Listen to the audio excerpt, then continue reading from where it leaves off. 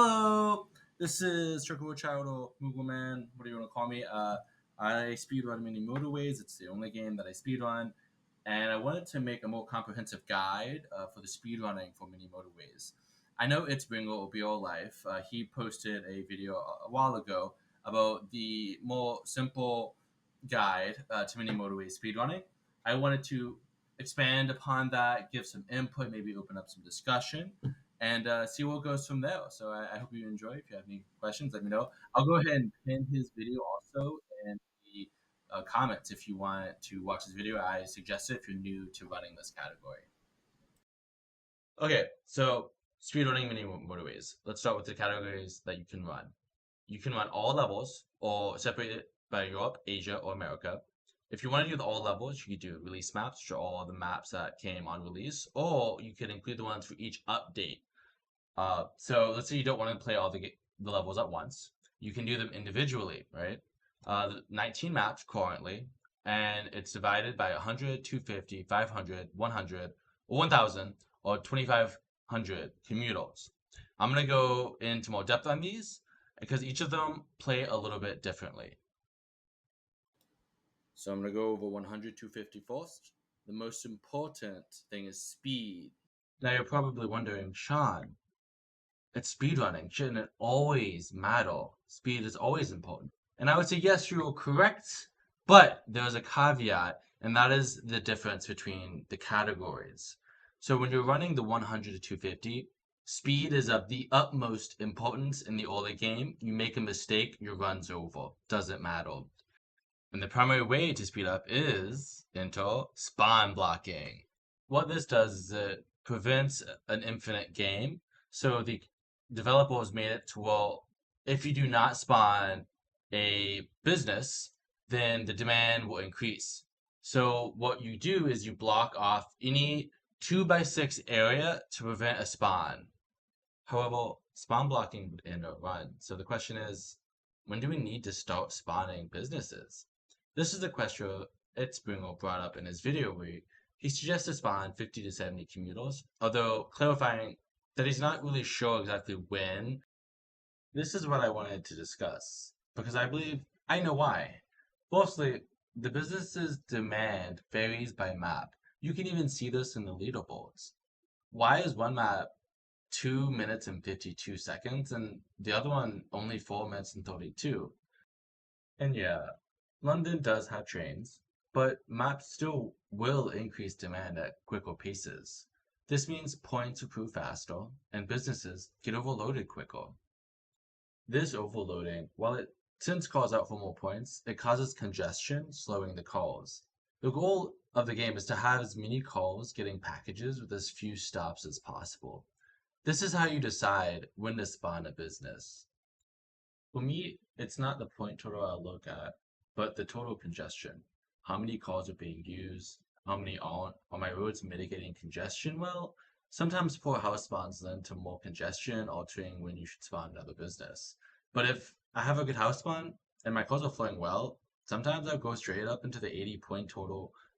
So usually my goal when I play is just to increase the demand when the icon shows up, get as many points as possible prior to really heavy congestion.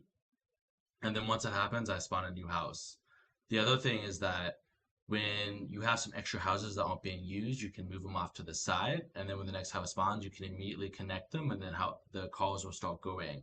If you increase the demand so much to all the calls going to one house, when the other house spawns and you move them back, you have to wait for them to come back from the prior business, which loses time. I wanted to talk about one other thing regarding spawn blocking, and that is preventing the spawn of houses. So you can do this to try to improve the house spawning in better locations. Because as I mentioned earlier, if houses spawn too far away, it's gonna slow how quickly it can go to the business. And also if it spawns behind houses, it has to do more turns, and that's also not efficient. One other thing I wanted to mention that matters the most in this category of 100 to 250 is road deletion. When you delete a road, sometimes houses will pause before they can go back to getting packages. This is really common when you use roundabouts, so that's something to try to avoid. And then lastly, the day businesses spawn varies, but usually it's within a similar range. Like first week, it's usually going to be Thursday. It's not Thursday, it's going to be a Sunday. Rarely it could be in between those, but it's not super common.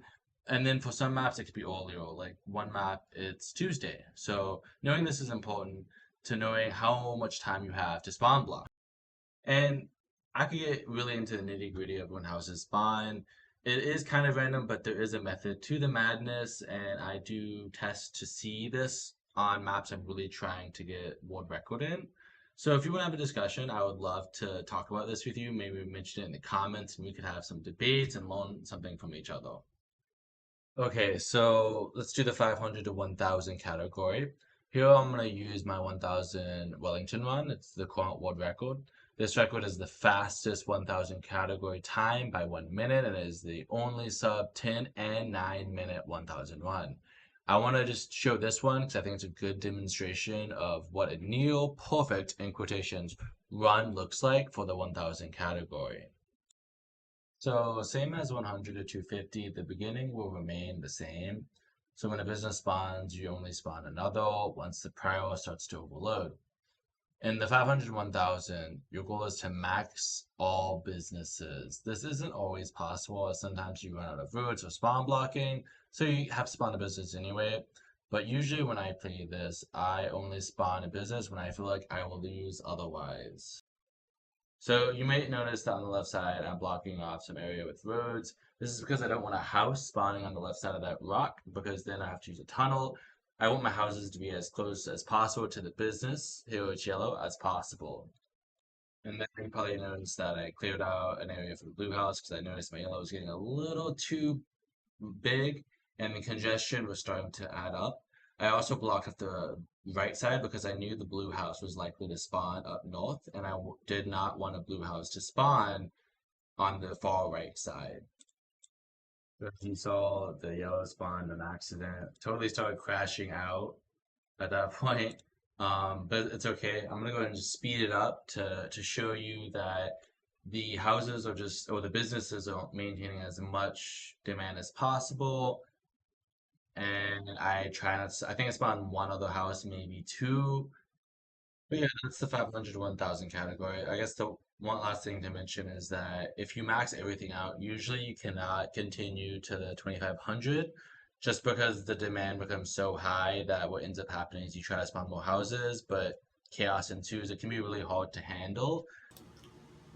Okay, that finishes up the 1000.